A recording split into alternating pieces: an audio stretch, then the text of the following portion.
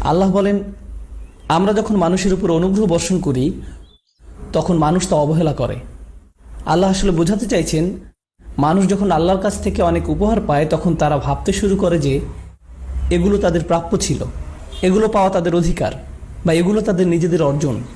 তাদের প্রাপ্য ছিল, তাদের অধিকার, নিজেদের অর্জন। তারা আসলে ভুলে যায় যে এগুলো আসলে ছিল তাদের প্রতি আল্লাহর অনুগ্রহ।